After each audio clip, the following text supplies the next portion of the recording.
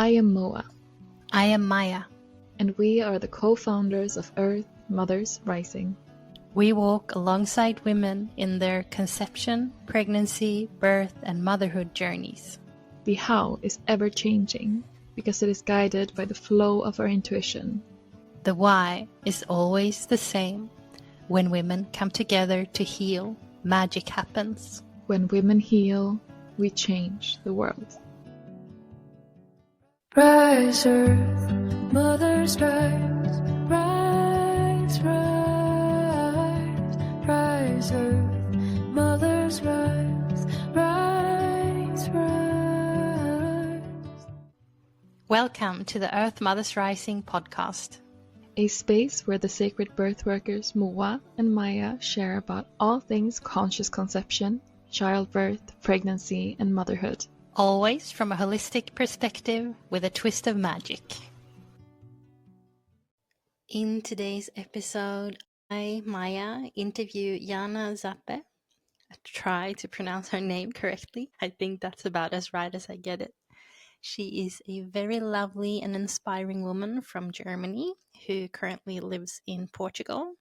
I will post all her links and information in the show notes to this episode if you're curious about her work and the medicine that she brings out into the world. It's truly magic, and our conversation that we had inspired me to a lot of self-reflection, and I hope it can do the same for you. She's bringing a lot of wisdom in terms of masculine and feminine energy that Moa and I talk a lot about on this show if you've listened before. She's sort of bringing deeper layers to that and tools to get to know yourself and tools to come home to yourself, tools to feel complete within yourself. I actually saw yesterday that she posted something called Sacred December, 20 Days of Intimacy for Couples.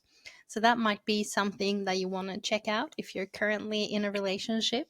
She's also hosting this Untamed Woman retreat next year again in October in Portugal, if that's something you're curious about. So I really encourage you to check out all her links. Now enjoy the conversation with Jana. Jana Zappe, I'm going to try to pronounce it right. Was that correct? Yes, yeah, kind of. Kind of. Let's go with that. Welcome to the podcast. It's so exciting to have you on. We feel very honored. It's just going to be me and you today. We were supposed to have Moa as well, but things happened, so it's just you and I. Yeah, I'm excited. Nice.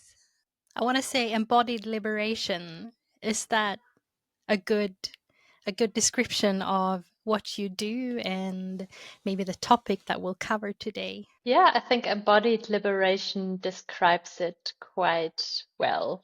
Yeah, it's all about reclaiming, remembering, yeah, releasing what's not serving anymore. Yeah. So your work intrigues me a lot, and I came across you because my very best friend, Michaela, she went to your retreat quite recently in Portugal. The name of that retreat was The Untamed Woman, a journey into embodied liberation.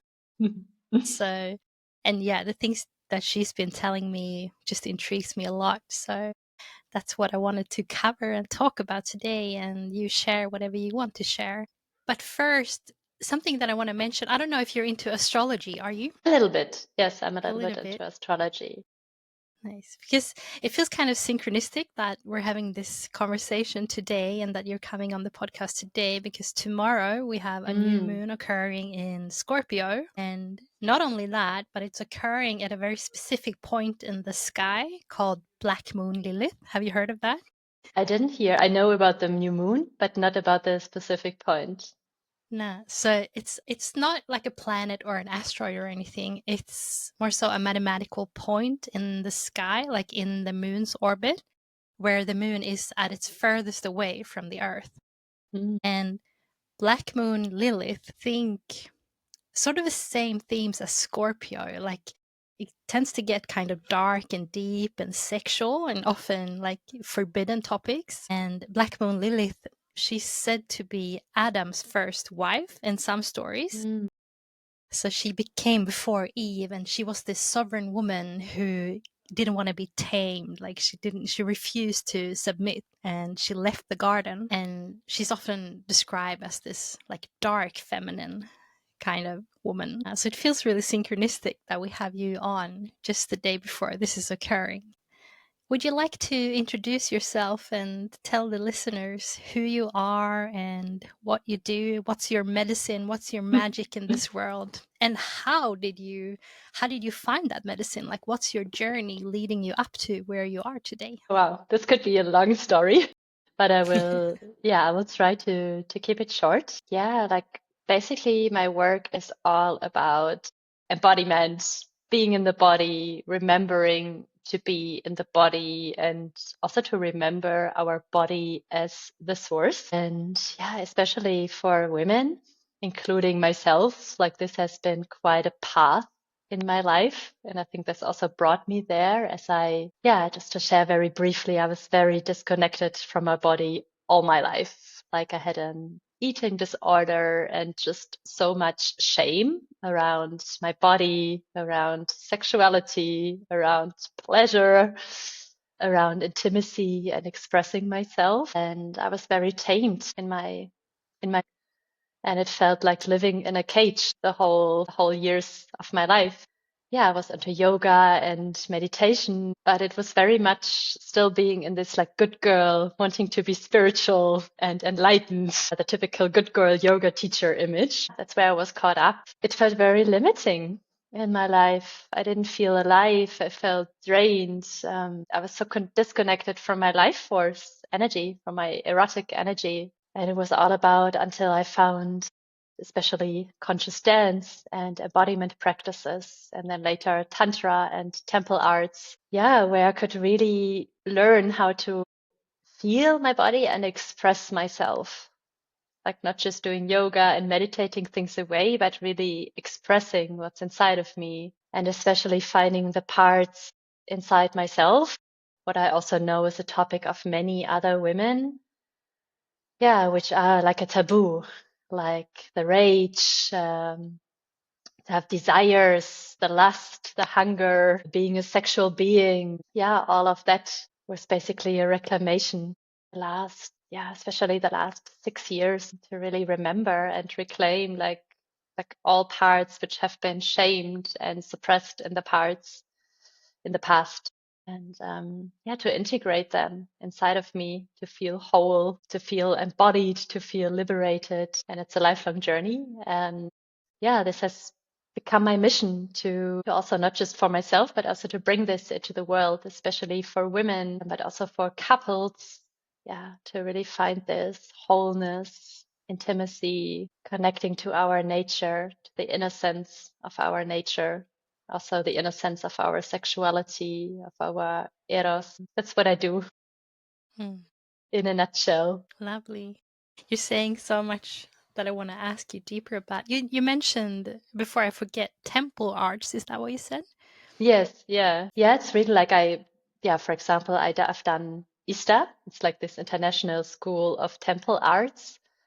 And it's, for me, I mean, maybe love temples, or people go into love temples. What's kind of a trend now. But for me, it's really about seeing my body as a temple and returning to the temple, and really living life as a prayer, as rituals, and as a ceremony. And there are different practices we can do. And that's what I also like to weave into my work, to really creating my spaces not just as embodiment spaces, but really as like sacred temple spaces, like spaces of being, of ritual, of sacredness, of remembrance. And this has become a big part of my personal life, to really create my own little temples, not just in my body, but also at my home, in my relationship, but also in my work, to really see the spaces I create as a temple, as a sacred temple spaces. You were mentioning that you come from a background of eating disorders and this typical like good girl, yoga girl. When was the switch, or like how did you wake up is maybe the wrong expression, but how did you realize that you were caged, as you expressed it? And what made you do the switch? Like, What made you realize that I don't want to live my life like this anymore? I think I felt kind of always caged since a teenager. Yeah, I think when I was a teenager, there was just this feeling of living in a cage, but I thought this is how it's supposed to be because I didn't know anything else. And there was the first step was getting to know yoga and vipassana meditation. And this was maybe the first glimpse of, okay, there is something else out there. Yeah, I always felt kind of like I'm not fitting into this conventional life. I don't see myself having a 40-hour job and this is it. I don't know. I always felt, I think there was this hunger of there is more. And like yoga and meditation was the first step of like, okay, there's another path out there.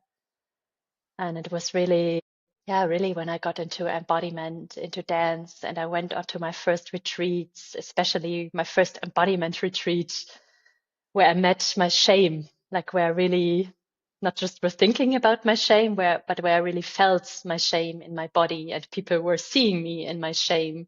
And I feel this was a very significant point in my life. It was only 4 years ago, but it was very significant to feel like, wow, how much shame do I actually carry inside of me as a woman? What was that shame related to, or how did it feel? Well, it felt like to really feel it on an embodied level. And that's also, yeah, what my work is about. It's really about feeling it in the body. And when I felt it, I just felt I want to hide. I want to collapse. I don't want that people feel me. I want to be invisible. And to make it visible on this retreat for me, it was just a mirror of how I've been my whole life. Like, I didn't want that people really see who I am. Didn't want that people see my vulnerabilities. Like, I only wanted to wear a mask. And yeah, and this feeling of not belonging and being a failure. This is what's very present inside of me when this shame spiral takes over. And this has been really a wake up call to feel, wow, there's so much inside of me. And at the same time, I experienced the medicine of embodiment and being seen and embodied experiences, and to really know I can, that's the point, I can move through it. I can feel the shame, but I can move through it, and there is something else waiting there on the other side. And this has been very, very significant, why I also work a lot with shame in my spaces. Do you feel like that shame was connected very much to like being a woman and sexuality and like your body? Because I feel like growing up, for example, there wasn't even like a name for my yoni. Mm-hmm. It's only now, the last maybe 10 years, that they actually like invented a new word that kids can use, like girls, for their yoni. But when I grew up, my mom used to call it, I don't know what it would be in English, but framstjärten. It's pretty much like the front butt. Mm-hmm. That's what I grew up calling my yoni. So right from like the start, for as long as I can remember, there's so much shame connected to our body and our body parts, and also like being sexual beings. I also remember being very sexual as a child, actually. And yeah, so I can relate a lot to what you're saying. It's like we're growing up being told that we should hide and we should be like shameful. Was it a lot related to like your sexuality and your body, or was there other stuff as well? Yeah, first of all, I can really relate to what you're saying with these names for, our yoni, like not getting a name. And I felt at this point, this shame I felt, it was 4 years ago, so I already did quite some work on myself around my body. But it's really like this, and I cannot even say what it is, but it was really like this embodied feeling of like, even this is deeper than just myself. It's so deep, it's really deep, deep, deep shame of the feminine. And in my case, yeah, it was especially like around sexuality and pleasure, and also seeing myself as a sexual being, as a sensual and sexual being, and expressing myself. Yeah, this has become very visible at this point that I was always trying to hide, really like my erotic expression Yeah, because it didn't feel safe to be seen as a sexual being, as a sexual woman, as a sensual woman. Yeah, I don't know if you can relate to this. No, totally, totally. I feel like it's inherited, like it's Hmm. in our veins almost at some point in time, probably very, very long ago. Maybe like from the beginning, women like had to be tamed. So I figured that's what your work is about, to untaming women, right? Yes, yes. So how do you do that? What is your work with women? Yeah, so I think first of all, I just want to say the word untamed. It sounds quite wild, and Isn't it though? it is wild.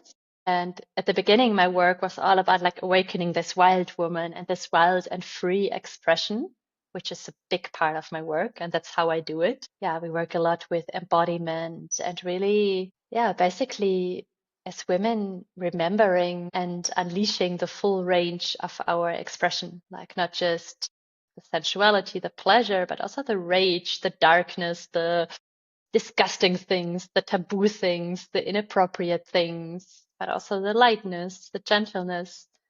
So Is this basically, it's, correlated to the dark and light masculine and feminine energies? yeah, it's like that's a map I work with a lot Mm. because this is also my approach or what I see nowadays a lot in the feminine embodiment world. Like, or on Instagram, sometimes it's like only the feminine has to become more soft and more surrendered. But that's only just one part of the spectrum. And also, what's a big part in my spaces, and actually where a lot of women in my spaces find a lot of juiciness, is when they also connect to their inner masculine and their light masculine, but also their dark masculine, like their penetrative force, their assertiveness, their fierceness. And this is basically, in a short note, it's like what I do. It's like unleashing the full spectrum of our fullness, of our feminine fullness. And most of the time on the journey, yeah, we meet our edges. Where is shame? Where is conditioning? Where is it maybe not safe to express myself? And yeah, it's about like meeting those edges, expanding them. Yeah, and basically recreating the safety of being our full self, dark, light, feminine, masculine, the full force. Yeah. All parts of who you are. Do you want to dive a little bit deeper into what is like the dark and the light, masculine and feminine then? Like what are all those parts of ourselves? If you Yeah. want to describe that a little bit more in depth, because Moa and I, we talk a lot about masculine and feminine energy, but I've actually seen that map that you work with. Michaela showed it to me and it intrigued me a lot. So if you want to talk a little bit more about that, because maybe then we can get a better understanding that feminine energy isn't just what you just said, like this softness and surrendering and receiving. It's so much more than that. Yeah. So basically, like, first of all, it's important for me to say, like, that feminine and masculine, it's not related to gender. It's in all of us. And I love to work with this map. And I know there are many maps of archetypes, but I love specifically this one. Yeah, as it's super powerful also to prevent relationship troubles, because I believe that we all of us, like no matter our female body or male body, we have the feminine and the masculine and dark and light inside of us. And some qualities we maybe live in an integrated way, and some qualities we maybe live in a shadow way, like in an unintegrated way. Like, for example, I lived for many years my light feminine in the shadow, like this typical overgiving and good girl and pleasing. Yeah, like So always when you carry. say in a shadow way, do you mean like in an unbalanced way? Would Yeah, that be another way of describing it? yeah, in an unintegrated way, like unbalanced and unconscious. Okay, I yeah. did this many years, like unconsciously. Yeah, and sorry, sometimes I'm using all these words and think everybody knows what I mean. But yeah, like in an unconscious way. And for me, this map really supports me and others to really find this wholeness within myself. Because later on, I would very much connect with this dark feminine and my primal energy and my rage and my, yeah, like this juicy sensuality, like my womb. And at one point, I would also live this more from a, let's say, immature place, which means I would, especially in relation with partners, throw all my emotions on them, like a, yeah, like a little bit from an immature inner child. And I thought I'm so feminine, but I need to throw all my emotional garbage back on my partners. And yeah, interestingly, when we live things out of a shadow or we are not integrated in other ways, because I, for example, was not integrated in my, let's say, light masculine. I didn't have any structure in my life or organization, still working on this. So I would attract partners who would very much embody this light masculine to complete me. Right. So, because I was not integrated in my masculine for a long time, I was very feminine and just completely neglected my masculine and especially my light masculine, like the parts which hold space and provides. And I would end up in chaos and kind of like end up with partners who are trying to fix me and help me. And you didn't actually want that maybe, but it happened unconsciously. Exactly. It was an unconscious dynamic because I was not aware of where I wasn't integrated. And maybe my partners were also aware. They were looking for the woman who's just bringing the chaos they can fix, that they can, fulfill their unconscious desire for getting love from fixing others. And for me, this map is super supportive to see where am I not integrated? How can I integrate, first of all, myself, my inner dark masculine, dark and light feminine, that I can be in wholeness with myself, that I can feel whole. And from this place of wholeness, how can I like attract other humans and relate with other humans from a place of I'm already complete, so I don't need anybody to complete me. And how do you feel like that has changed? You have a partner right now, right? I do have a partner, Yeah. yes.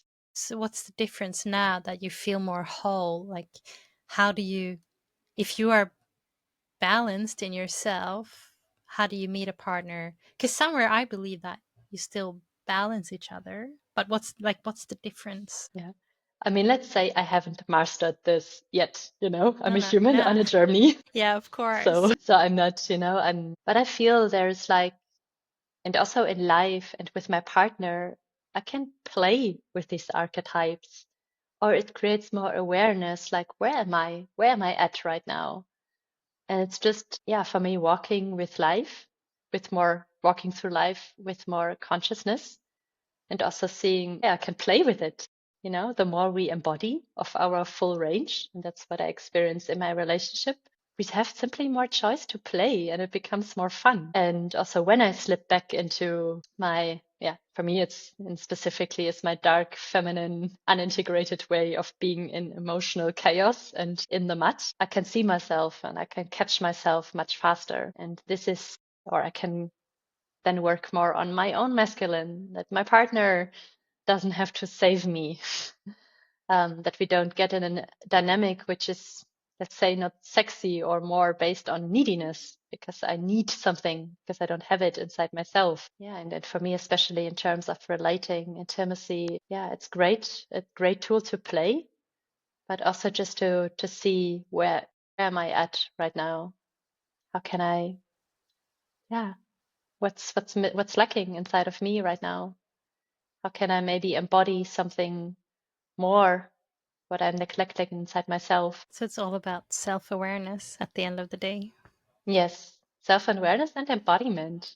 It's like having a bigger possibilities of what to embody.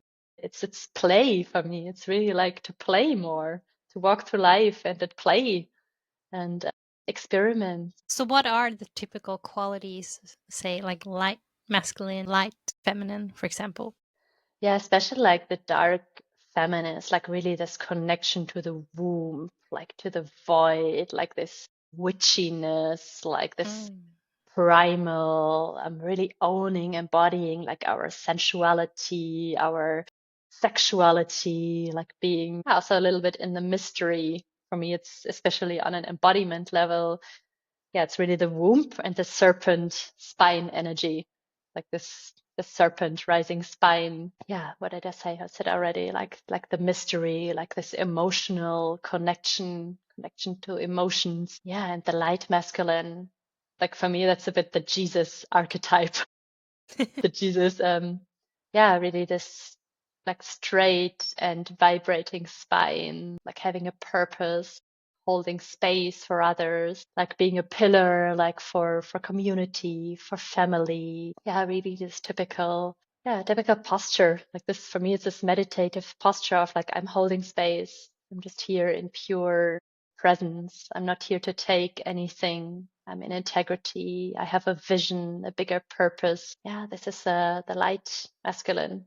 And then there is the dark masculine, which is, I think, is the biggest taboo and maybe the biggest shadow also in our world, because many people live it in an unintegrated way. Do you mean for women or people in general? I would say especially, yeah, I think that's what we also know as like the toxic masculine, or a lot of violence, rape, abuse, which is going on Okay. in the world where it's lived in the shadow. Yeah, because the dark masculine is really like this, it's like this penetrative force inside of us, like also this assertiveness, this energy inside of us with which is taking, which is like assertive, dominating, taking what you want, what you desire, fierce. And of course, if this happens in a consensual way from a place of presence and heart, which is the base of everything, it's very sexy. But of course, what happens in our world, especially, yeah, in the field of rape, abuse, is taking without consent, which is violence. And I think this is what I experience a lot in my space, where it's also the biggest fear of, to connect with this, yeah, very penetrative, taking, fierce, assertive energy, because there is a lot of shadow happening. Yeah, then we have the light feminine. It's like this nurturing, caring energy I'm inside of us. seeing a fairy in front of me. Yeah, yeah, like knowing how to surrender, like nourishing, knowing how to receive, softness, which is, yeah, very beautiful, which we all, no matter of female body or male body, which is a very, very beautiful energy. So, yeah, these are the four archetypes. This awakens a lot of reflection, like, what am I like? And when am I Do you integrating have an these idea? four? Where's your Yeah. comfort zone? Oh, I think it's so hard because I feel like, yeah, that's me, and that's also me, and that's also me. It's more about when am I actually integrating these qualities, and when does it occur more like triggers or shadows, I have to do a lot of reflection, I think, after this conversation with you, and also in my relationship with my partner, and also reflecting on my past relationships. It's very interesting what you're saying, like how when you're not embodying and when you don't feel whole, and I come from a background of definitely not feeling whole within Hmm. myself. It's the same for me. It's the last few years that I actually start feeling like I'm coming home to myself, and like I know who I am and who I want to be, and I feel complete within myself. But it's going to be interesting to sit with this a little bit more after this conversation and reflect back on who I used to be and the kind of partners I used to attract from this perspective that you're Hmm. bringing into me now. So I'm loving this conversation. Yeah. You mentioned let's switch topic, or maybe we're not switching topic, but because I guess it's all related. But you mentioned tantra. I think tantra sometimes can get a bad rap. Um, but do you want to tell us like your view on what tantra is? Yeah. So, yeah, basically, I also just want to say I don't see myself like as a tantric teacher. Like my background is tantric massage and tantric Yeah. bodywork. So I also, yeah, because I have a lot of respect, like from the tradition of tantra. I also come, yeah, from the tradition of yoga. So I just want to, acknowledge this, and really Yeah. say that my background is really the bodywork part, massage part, even if I did trainings in tantra and very much like neo tantra, even if I'm very, yeah, especially at the moment, very drawn to more the classical tantra. And yeah, especially in my work, how I work with it and how I apply it, it's really for me this path of, yeah, no matter if with women or with couples, it's like this path of aliveness and radical presence, like this also sacredness and ritual, but really like this path of, if I talk about embodiment, becoming fully alive with what is, through breath, through sound, through movement, through touch, and really, yeah, allowing to live all of myself. Yeah, basically just to sum it up, it's for me really,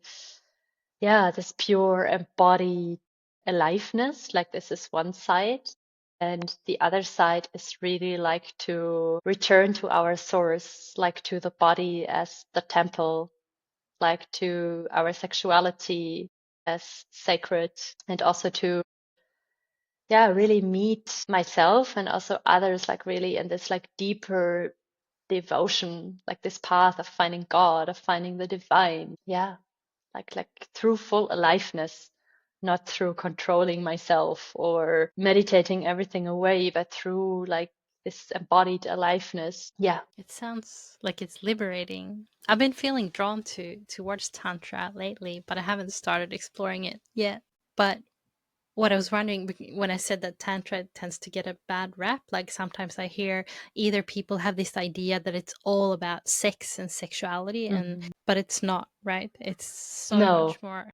no. It's definitely not. And I think, yeah, this is why the word tantra is a lot, abused. It's only about sex, or you have better sex. And now for me, this is really not at all. And yeah, for me personally, it's much more to live like with a tantric attitude. And this is for me to live from a place of being, of full presence, I was gonna of say it sounds devotion, like sacredness, authenticity. And of course, this just then can impact, the sexuality, but it's more like a way of living, of being, an attitude, how I work through life with different qualities, especially like this presence and being, this, yeah, devotion.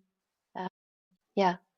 because then I also hear people say like be careful who you like go to or who you seek out as your guide when it's tantra, that there are some people that claim themselves to be gurus, and maybe it's related to the dark masculine energy. Yeah. Am And I right then?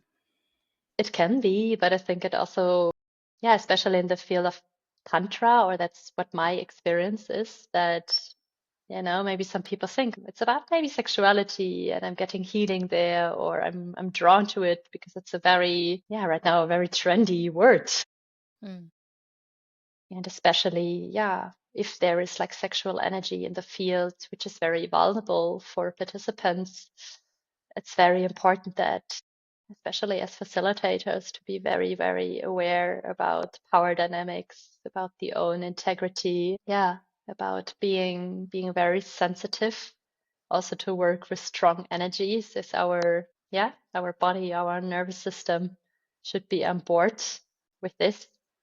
So I think it's very good to be discerning and very picky to which spaces you go. So let's talk about Let's talk about sexuality. sex. You said we're sexual beings. When you say that, what does that mean to you? Yeah, I think this is also what Tantra supported me a lot in, because for a very long time I thought sexuality is something what I do. It's like something what I do with a partner. It's like I have to do, perform.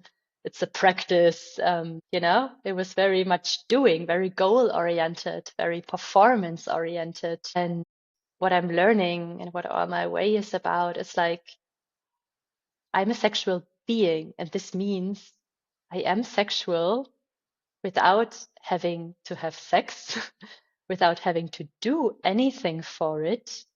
It's just through my being and through being in my body, through being present in my body, to being alive in my body, through feeling myself.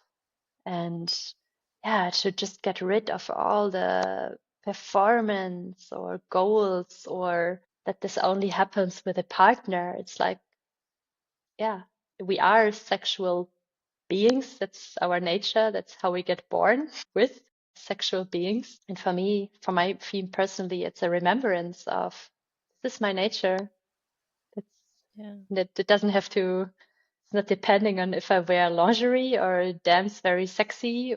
I love it, but still, it's my nature and I don't have to do anything for it. It strikes me now, like I'm a birth worker and Moa as well, Mm, and we're in the birth work world, and we always say that everything starts with birth, but actually everything starts with sex mm, before you even get to the birth. But then also birth and sex is very like correlated. You need the same conditions for birth as you do to have sex, or not to have sex, but to enjoy sex or fully surrender in mm. sex, whether that is with yourself or with a partner or however you like practice sex. But you need the same like sense of security when you give birth as you do to experience Yeah. pleasure.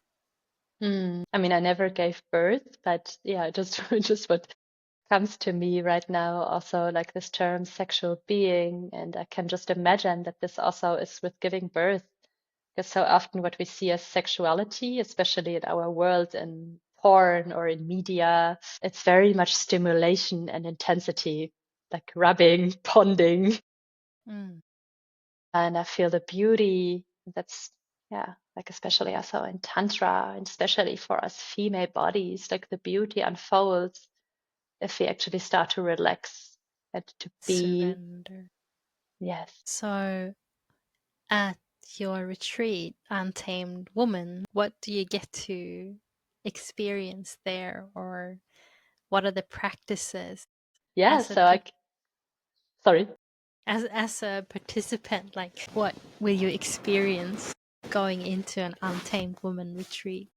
Yeah, I will of course not reveal everything, but I No, will of course. tease a little bit. And yeah, because it's a feminine embodiment retreat, and first of all, the base is, even if we experience deep inner work, like everything is based on being and on nourishment and on pleasure.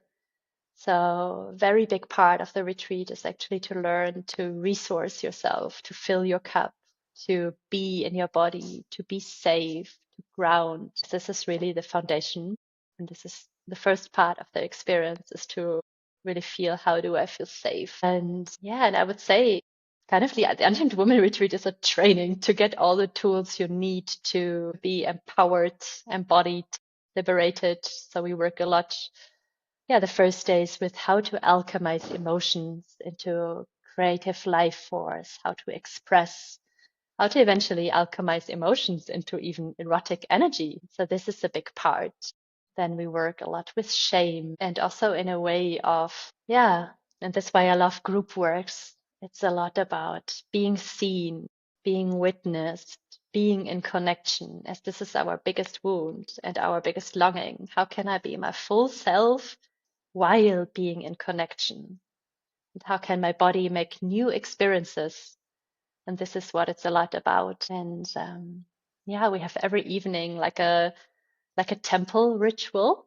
And this can be, some are really there to remember the sacredness of our being, of our body, of our sexuality. Some are more to also remember, like, what are actually my desires? Or more playful, like, what do I actually want? Or, yeah, experiencing our pleasure and self-intimacy rituals. But then, yeah, there's also like a full section about how to be an untamed woman in the bedroom. And we also work with the archetypes. Like that's one big part, and with body work. Yeah, and then really this whole spectrum of how can I be an untamed woman in the bedroom and in relationships? Because what's important for me is that women not just, yeah, go to a retreat and forget anything, everything that, but that they really have tools, and that we come together as women and practice really, because this is what I also believe, like we did in the past as women, we come together and practice, and it's so powerful. And yeah, to have a space where we can talk about taboo topics and of course play with them. in a very embodiment, playful way to really, yeah, feel empowered, liberated in life, in love, and in the bedroom, where it's the place where most of us please or used to please. So yeah, that's what it's about. And I forgot, I also have a co-facilitator who's into womb healing and yoni anatomy, and yeah, also bringing the part of liberation in, which is reclaiming knowledge about our female pleasure, about our yonis, about how arousal works in our body, how orgasms can unfold. Um, so, Because yeah, isn't that a big blockage for, I would say, most women? Like I was saying before, we growing up, many of us didn't even have a name for our yoni. Like, how yes, can we then, if we don't even have a name for it, like we're definitely not going to be like familiar with the whole like the physiology or the exactly. different parts, then how can you even give yourself or receive pleasure when you don't even know how things work or what you look like down there? Exactly. And also about, yeah, that's what I experience with many women. They think, oh, I'm actually not a sexual being, or I don't like sex, or it's something I do for a partner. And most of us are simply not educated that our female nervous system and pleasure and arousal works very, very different than from a male body. And what we see in movies, in porn, and media is mostly sexuality, which is very much, yeah, based on like male bodied sexuality, and we female bodies simply need, yeah, we're mostly not educated like how we work. What would you say is the biggest difference in how we work, men and women? Yeah, like if I just think about my personal thing, it's like I thought for a long time, like, oh, I have to be ready for penetration and I have to be ready fast, and like the stimulation, and like what I shared before is like my, not only my, but for women, like our erotic energy starts to flow when we feel relaxed, when we feel safe, when there's like less, when there's space to breathe, to feel, especially also our yoni, like this, yeah, heart stimulation and forcing. Like, yeah, she's a temple and she needs time. And this is also a thing, our female arousal, like we women, we're not ready like men. We take time. We need time to warm up. We need space and time to warm up. And yeah, and that also mostly like penetration is not, we're not fully there. Like we need something, yeah, to really honor like this time we need to even be in our arousal, to warm up for arousal, to build up arousal. And this is like, yeah, and just that this goal-oriented sexuality, which is just focused on orgasm. It's nice to have orgasms, but there's so much more out there. And yeah, that's been my game changer, to be like really focused on my pleasure instead of getting an orgasm, and just focusing on being, feeling pleasure wherever in my body. And this is also something, not just being focused on genitals, just like seeing this whole body as a source of pleasure and opportunity. And yeah, and still understanding how my yoni works, and how arousal works in my body, how to work with breath and sound and movement. I can't help Yeah, thinking about birth again. Like when you yeah, birth, you need time to surrender and yes. open. It doesn't just happen like that. I mean, there are some very few women that birth within 30 minutes, Hmm.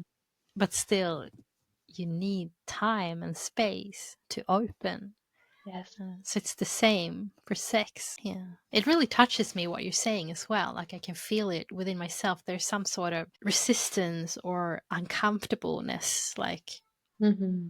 like there is a collision between the female and the masculine energy. Like the masculine energy is often very impatient. Like how do you find the balance there when you have a woman who's like who needs patience, and then you have a masculine vibe which is very patient and eager, you know?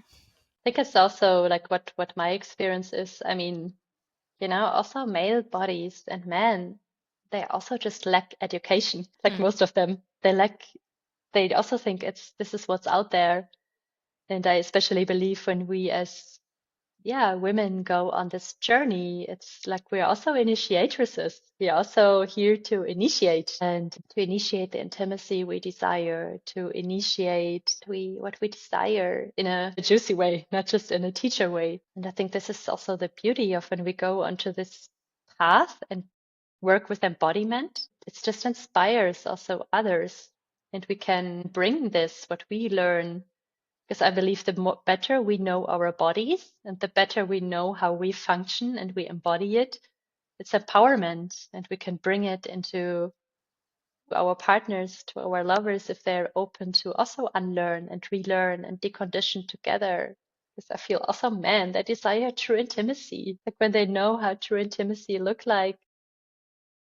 Yeah, of And course. they're also, that's what we practice on the Untamed Woman retreat.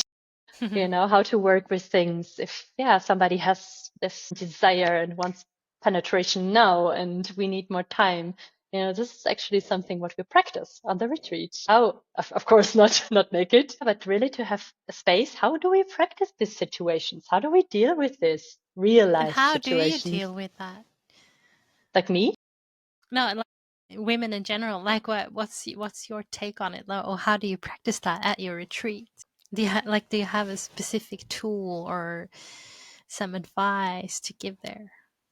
Yeah, I mean, we have really juicy tools there, which I'm not going to reveal. But what I can say is also when we as women come together, we can learn so much from each other.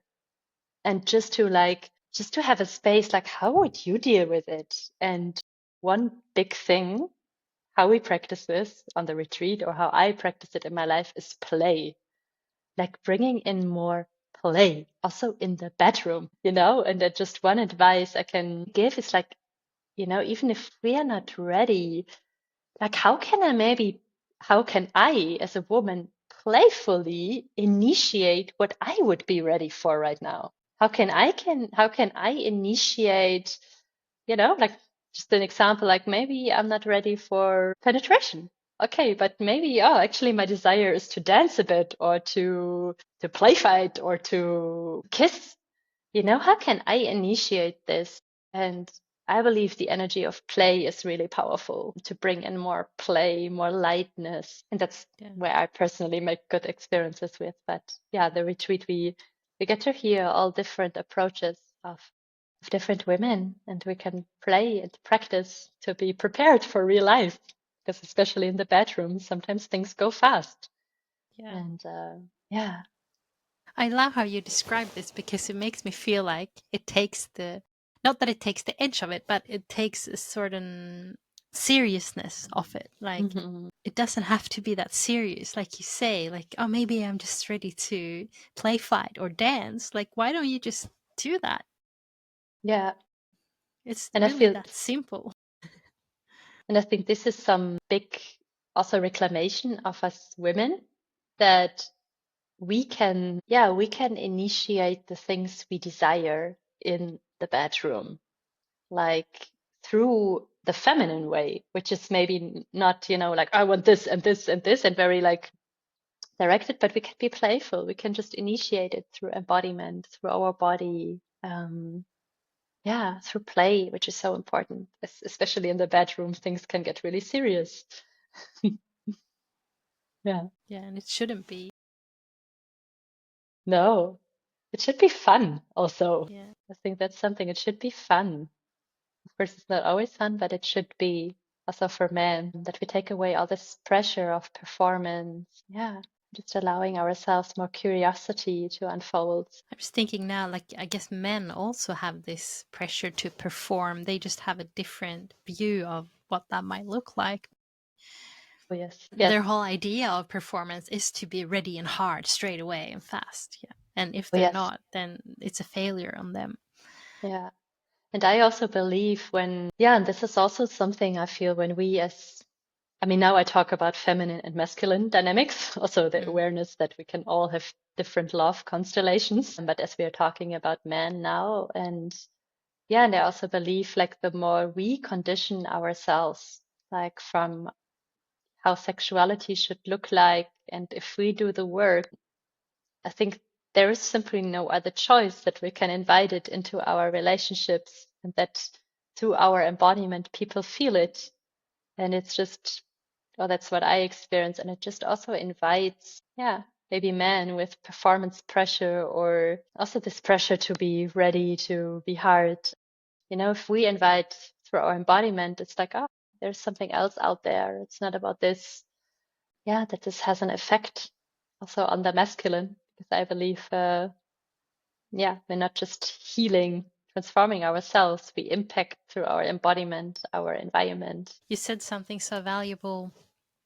Like, I think we women often feel like we want the men to initiate and to be the leaders and go Hmm. first, but very often I think that we actually have to be the initiators, whether that's about, like, I think it's a very common, let's say, problem in a relationship, like when women are starting to wake up to their spirituality or sexuality or whatever you want to call it. It tends to go really fast, that evolution for women. They start healing and they start waking up more and more to the spirituality, and sometimes they feel like, oh, I wish he would do the work as well, and I wish he would heal, and but sometimes it's a matter of you leading the way and actually doing the work, and then he will follow. And sometimes actually, like, we say that men are so fast and ready, but I don't think that's true always, because then, like, in terms of healing, at least my experience is that men are actually very slow, and women need to lead the way and do the work, and sometimes it happens really fast for women, and then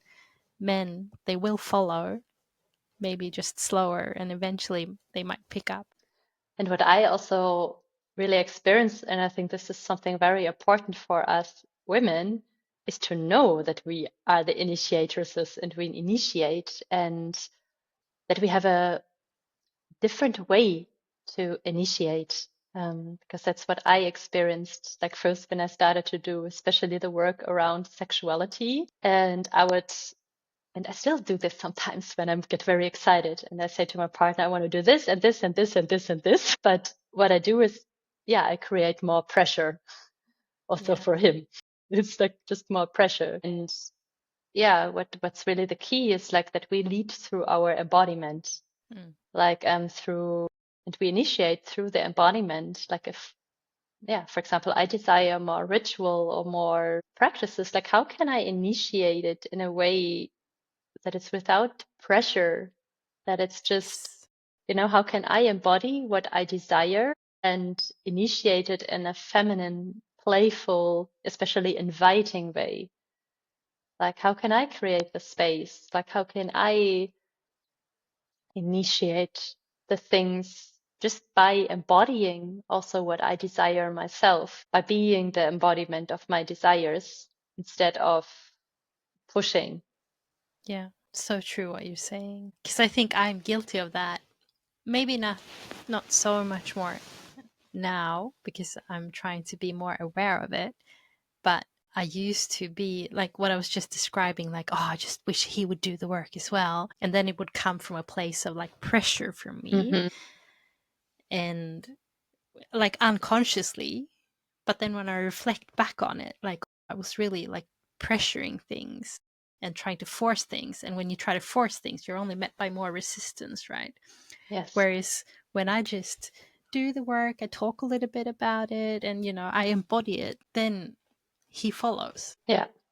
Yeah, Yeah. that's a big thing. And especially because for men, like yeah, they carry already a lot of pressure. Like that's, I think, a big wound of the masculine is like pressure and feeling not enough. And so, yeah, if we come with more pressure, it's like, and yeah, what I experience, like if I want to initiate things, like I don't want to be in my masculine. I want to speak from my inner feminine, that I can Mm. speak to his inner feminine. And this is the way of not pushing, but inviting, um, playfulness, embodiment. So essential. Um, I never thought of it like that. They actually carry a lot of pressure from, I guess, our wound as women is the shame that we were saying in the beginning. And from men, it's a different wound that they carry, and it's correlated to like feeling pressured and yes. not feeling enough. Yeah. Yeah. Yeah. Yeah. That's a big one. But do you work, so you work mostly with women, or do you work with men as well? I do. I used to work with men in the past, like with tantric massage, which I'm not doing anymore. And I also do mixed gender retreats, apart from the untamed woman. And also a lot in my, yeah, in my couples work or in my somatic work, I do work with men as they are also just, yeah, they're also just longing to connect with their body, to their feelings, to feel themselves. So yeah, my main focus is women, but I do also work with men less. Do women feel, I guess you've done a lot of work with yourself maybe before you come to your retreat, or is it women coming there feeling uncomfortable? There are some some women, or for some women, it's edgy also to go on a retreat. Like also for a lot of women, it's a big topic to be with other women, as there's like also the sisterhood wound and like this, yeah, like, oh, what is it? 5 days with women? I don't know. And of course, it's like some are very ready, but for some there is also a lot of like nervousness or ooh, will I be uncomfortable? Um, yeah, but still. And that's why I work a lot with safety and safety in the nervous system. As, yeah, my work is not getting out of your comfort zone. It's meeting your edge and expanding your edge. And the edge can, for every woman, be very different.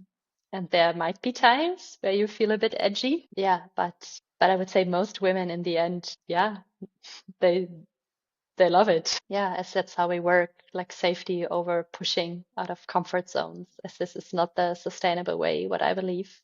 Hmm. Yeah, it sounds liberating. Everything I've heard from your retreat, lovely. Do you have anything else that you want to tell the listeners about your work, or anything, like any last few words that you want to send out that you think is important for a woman, maybe someone carrying a lot of shame in terms of sexuality and her body? I feel what comes to me right now, or what is very alive inside of me, and this is, I feel the essence of the untamed woman. It's really that we as women can find this courage in sexuality, in our expression in the world, to live our deepest truth and to speak our truth. And it's not just the wild woman, but really to be unshakable in our truth.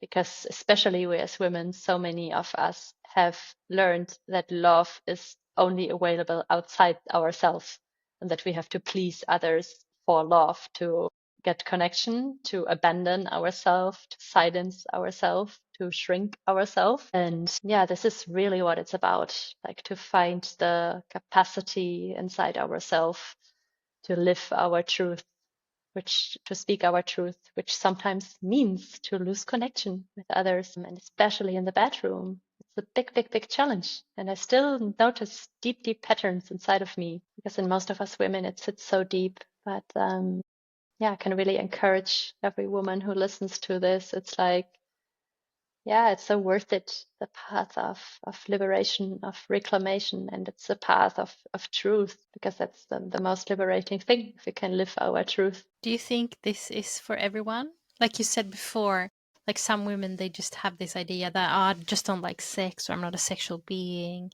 Can everyone actually get to that point where they feel totally liberated, or is it for everyone? I would say yes, because we are all sexual beings. It's like liberation is our natural state, how we get born.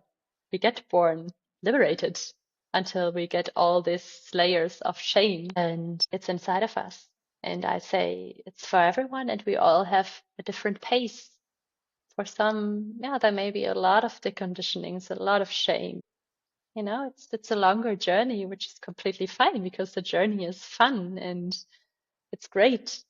And for others, there's maybe already, yeah, more more reclamation work has been going on. And it is for everybody because I really want that every woman can remember we are sexual beings, that pleasure is our birthright, that there is nothing shameful about it. And yeah, that there is more out there as what you probably right now think is available for you. It sounds so obvious when you say it. Like, it is so obvious. Like, pleasure is your birthright. Why wouldn't it be? That's how I Yeah. feel. I love the way you speak about everything, because it just makes me feel this sense of just, obviousness. Like, of course, this is how life should be, playful and pleasurable. Yeah. And it's a remembrance because it's inside of us. It's like it's our nature and it's all about remembering. This is my essence. Yeah. It brings me back to what I was saying in the beginning about Black Moon Lilith, how she was the first, like she was said to be the first woman, the one before Eve, who was untamed and very autonomous in her body. So maybe, it wraps it up nicely. It's about remembrance, remembering where we came from, that first woman. Yes. Thank you so much. It was lovely, this conversation. Thank you for the invitation. When women come together to heal, magic happens. When women heal, we change the world.